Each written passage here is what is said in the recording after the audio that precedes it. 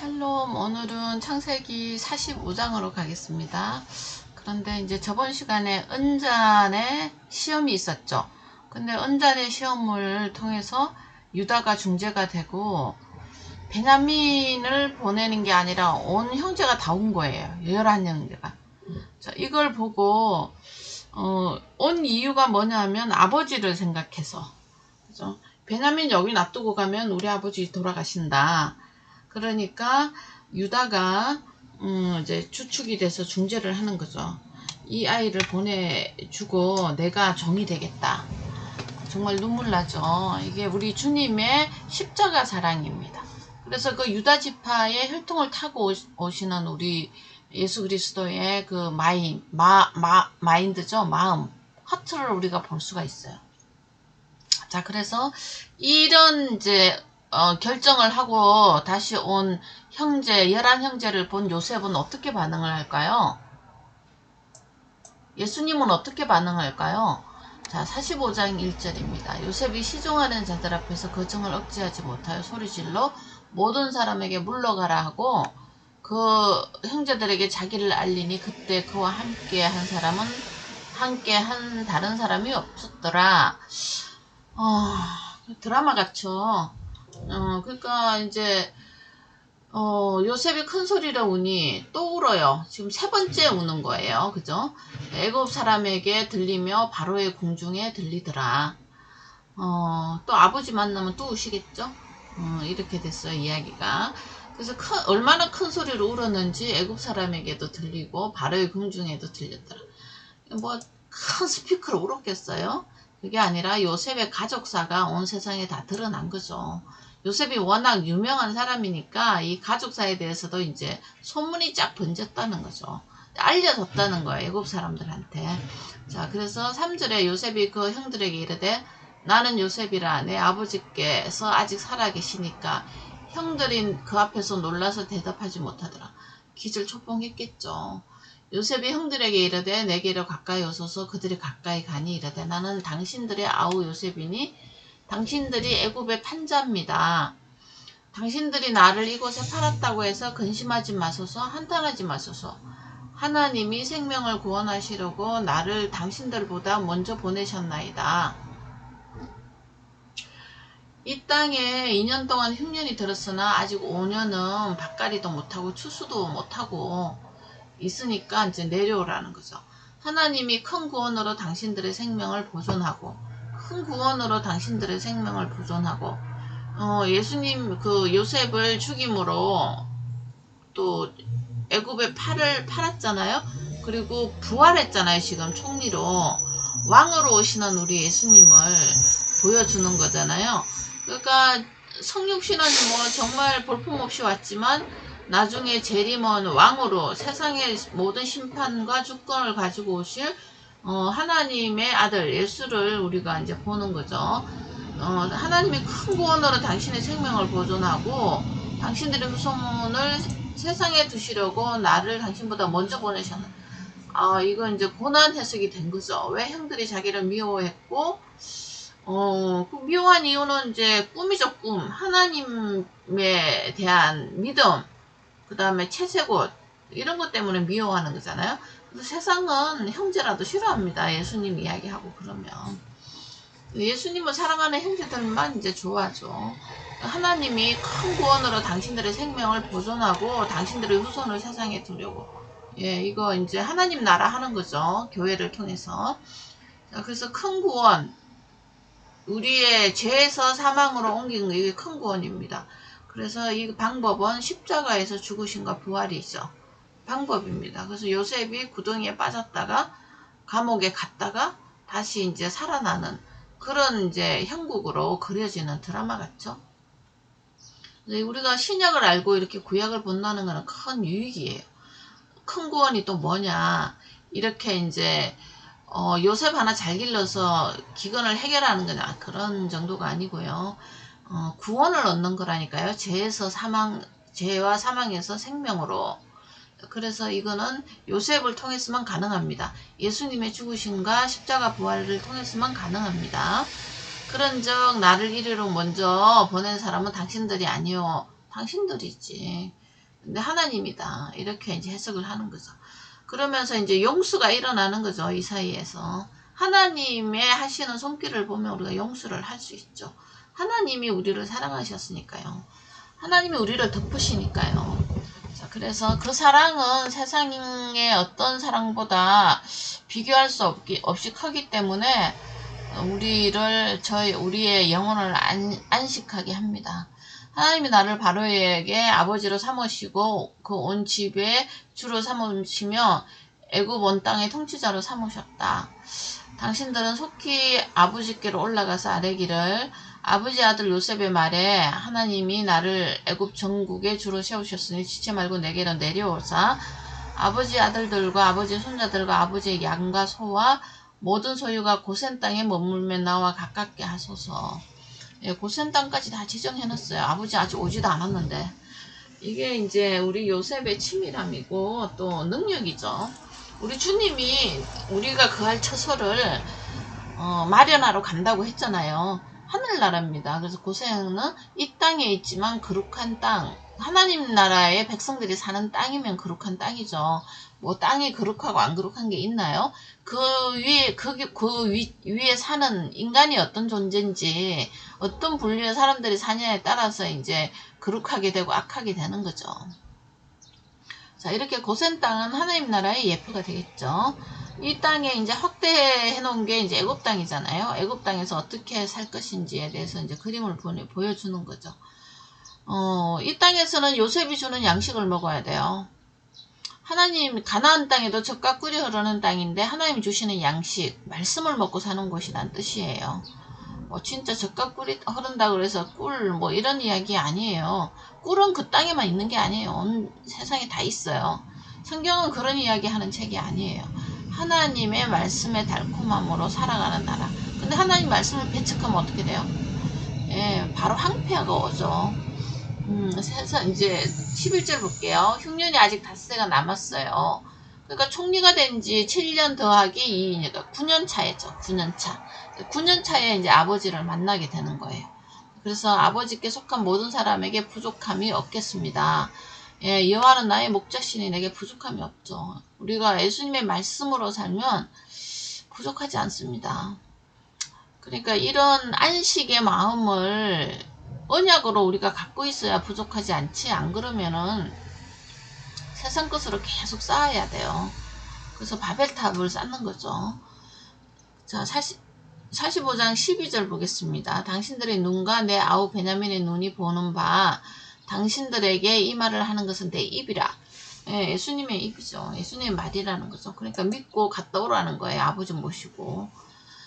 자, 그래서 속히 아버지를 모시고 내려오셔서 하며 자기 아우 베냐민의 목을 안고 우니 또 울어요. 이게 네 번째 우는 거네요. 자, 베냐민도 요셉의 목을 안고 우니라.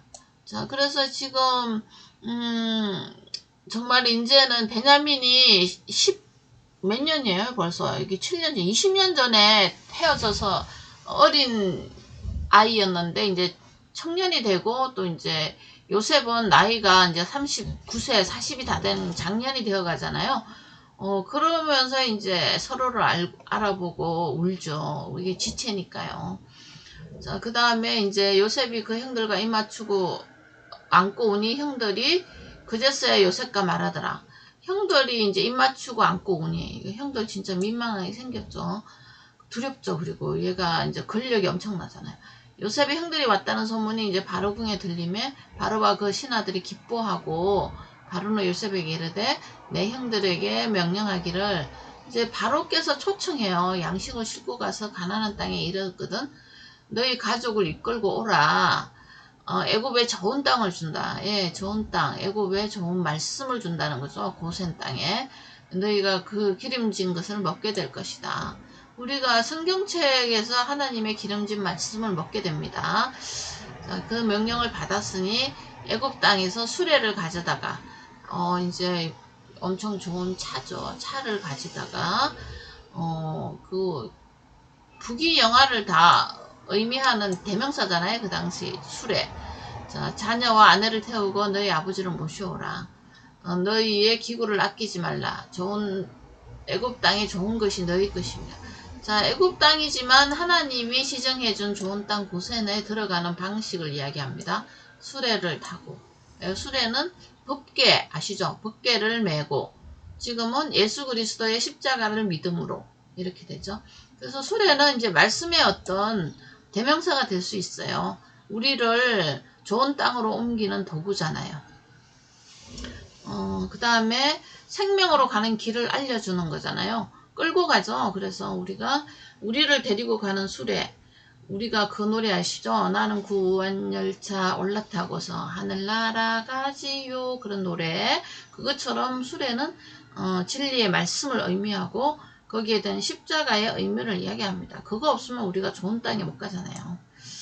자, 이 좋은 땅에 좋은 것이 다 너희 것이라고 이제 바로가 명령을 하는 거죠. 이게 이제 요셉이 명령해갖고는 안 돼요. 왜 그러냐면 그 땅은 바로 땅이잖아요. 바로가 이제 적극 동의를 하고 이렇게 땅까지 떼어주는 호의를 볼 수 있죠. 고센 땅은 사실은 그 홍해 근처예요. 이거는 고센 땅을 이제 그 바로가 그냥 준 게 아니라 요셉이 지정해서 달라고 한 거죠. 그러니까 요셉은 나중에 본 거죠. 우리는 이 땅에서 살면 안 된다. 가나안 땅 가야 된다. 그래서 최전방으로 간 거죠. 가나안 땅으로 가장 접근하기 쉬운 땅. 고센 땅에 이제 그 땅에서 이제 목축도 하고 이렇게 사는 거예요. 자, 그래서 이제 명령대로 길양식도 주고 또 이 각기 옷 한 벌도 주고 베냐민에게는 은 300과 또 5가 났죠. 은 300 3자 우리 주님의 그 노예로서 오셔가지고 팔린 거 십자가죠. 옷 5벌 이거는 이게 5배잖아요. 5, 4 이런 거는 부활을 의미해요. 그 다음에 은혜로 주시는 거 죽으신과 부활을 준 거죠. 누구한테? 예, 베냐민이에요. 그래서 베냐민은 12번째 아들로 교회를 의미해요. 이제 이 사람들한테는 옷을 한 벌은 또 뭐냐? 율법이에요. 율법의 옷을 줘서 이걸 깨달아갖고 어디로 들어와야 되냐면 베냐민에게 들어와야 돼요. 교회에 들어와야 주님의 은 300 십자가의 죽으심을 알고 옷 5벌 이거 세마포거든요. 부활, 구원을 알게 되는 거죠. 그래서 구약은 이런 거 보면 한 글자 한 글자가 치밀하게 주님의 십자가에 포커스하고 있어요. 그래서 이렇게 이제 주는데 이걸 그냥 주님의 십자가를 안 풀고 베냐민은 자기 친동생이니까 많이 줬다. 이렇게 이야기하면 인지상정이잖아요. 성경에서 배울 게 없어요. 인지상정은 뭐 그거 다른 도덕책이나 윤리책 다 있어요. 그 성경은 그런 거 이야기하는 책이 아니에요. 자, 그가 이와 같이 아버지에게 보내되 수, 나귀, 열필. 그죠? 나귀는 부정한 짐승이잖아요. 그러니까 열필, 이게 10이죠. 10계명이에요. 율법입니다. 율법. 율법을 통해서 우리가 예수님을 알잖아요. 하나님의 마음을 알잖아요. 그러니까 이거 없으면 우리가 안 돼요. 구약이죠. 성경의 그런 이야기들을 통해서 예수 그리스도를 알게끔 하는 이제 이 대명사 같은 거예요. 열필 또는 뭐 나귀 열필 이거 이제 어디서 봤잖아요. 어디서 봤죠? 예, 리브가를 그 신부 사모로 갈 때 지창금처럼 가지고 가는 지창금을 들고 가는 그 싣고 가는 나귀들 있잖아요. 그게 열필이에요. 5필이면 안 돼요? 안 돼요. 10개여야 돼요. 10개명.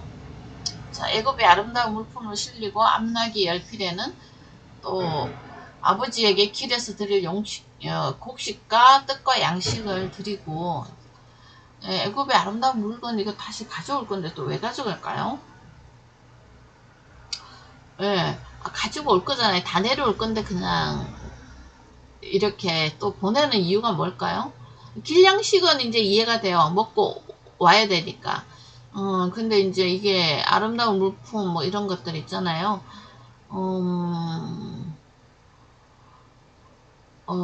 이거 없으면 안 내려와요. 야곱이 가나안 땅 떠나면 죽는 줄 알잖아요. 절대로 못 내려오는 줄 알고 있잖아요, 지금. 근데 이제 하나님의 계획을 잘 모르니까요. 근데 이런 걸 이제 봐야 야곱이 요셉이 진짜 살아있나 보다 이런 거 이제 믿는 거죠. 아들들 안 믿어요. 한두 번 쏘은 게 아니기 때문에. 그래서 애굽의 이런 엄청난 수레, 이거는 이제 왕들이나 귀족들이 타는 물건인 걸 다 알잖아요. 그래서 이거를 이제 보여서 애굽의 아름다운 물품, 이것도 사실은 성경의 율법을 의미하는 거예요. 이 의미가 뭐냐면 세상의 아름다운 물건들을 통해서 우리가 하나님을 알아야 돼요. 예를 들면 뭐 이렇게 보석, 그거 보시면 인간이 만들었다고 말하지 못하는 거잖아요. 어쩜 이렇게 이쁠까? 다이아몬드, 또 어쩜 이렇게 반짝거릴까? 뭐 이런 것들이에요. 꽃, 나무, 이런 거를 우리가 일반 계시라 그래요. 이런 걸 통해서 우리가 예수 그리스도의 십자가까지는 알 수는 없죠. 그냥 일반 계시예요. 그래서 좀 겸손한 마음을 가진 인간은 자신이 신이라고 안 우겨요.